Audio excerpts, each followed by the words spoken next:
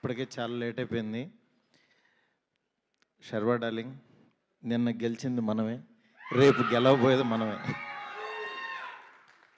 ఎందుకంటే నిజంగా తను చెప్పినట్టు శ్రీరామ్ ఆదిత్య చెప్పినట్టు ఒక పండగ వాతావరణం ఉంది.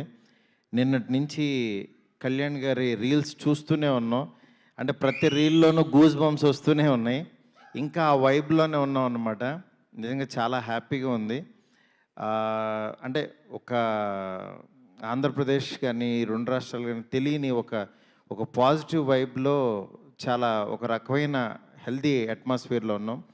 డెఫినెట్గా ఎల్లుండే ఈ సినిమా అదే కంటిన్యూ అవుతూ నిజంగా ఫ్యామిలీస్ అందరికీ వెళ్ళి ఎంటర్టైన్ చేస్తుంది అనడంలో డౌట్ లేదు. ఎందుకంటే శర్వాని చాలా రోజుల తర్వాత మళ్ళీ నాకు నా మహానుభావుడు శర్వా మహానుభావుడులో ఎంత ఫ్రెష్గా అనిపించాడో మళ్ళీ ఈ సినిమాలో చూస్తుంటే అంత పాజిటివ్ వైబ్ ఉంది. తనతో అంటున్నాను, నిజంగా డ్రెస్సులు కానీ అది కానీ ఇంకా ఇంకా ఇంకా యంగ్ అయిపోతున్నాడు రోజు రోజుకి.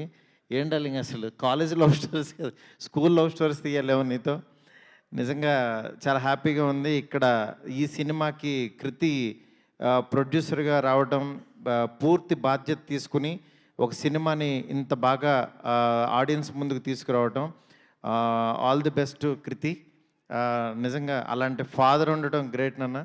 ఎందుకంటే ఆయన విశ్వప్రసాద్ గారు ఎంత హార్డ్ వర్క్ చేస్తారో అసలు, అంటే గ్రౌండ్కి వచ్చి వర్క్ చేస్తుంటారు. అట్లాంటి పర్సను, మంచి టీం అందరూ. అలాగే ఈ శ్రీరామ్ ఆదిత్య కానీ హీరోయిన్స్కి కానీ అందరికీ కూడా చాలా పెద్ద ఫిల్మ్ అవుతుంది, అందులో డౌట్ లేదు. ఎందుకంటే ఆడియన్స్ థియేటర్లో చాలా ఒక మంచి సినిమా వస్తే వెళ్దామని రెడీగా ఉన్నారు ఆ క్రేవింగ్తో. డెఫినెట్గా ఈ సినిమా నిజంగా ఆడియన్స్కి మంచి బ్రీతింగ్ ఇస్తుందని అనుకుంటున్నాను. ఇప్పుడు వస్తూనే యాక్చువల్గా ప్రభాస్ గారితో మాట్లాడుతుంటుంటే ఈ సినిమా దీని గురించి ఆయన అన్నారు అన్నమాట, ఆల్ ది బెస్ట్ చెప్పమని చెప్పి. అందుకని చెప్పి డార్లింగ్ టీం అందరికీ ఆల్ ది బెస్ట్ చెప్పమన్నారు. నిజంగా ఈ సినిమా బాగా ఆడాలని చెప్పి మనస్ఫూర్తిగా కోరుకుంటున్నాను. All the best to entire team. Thank you.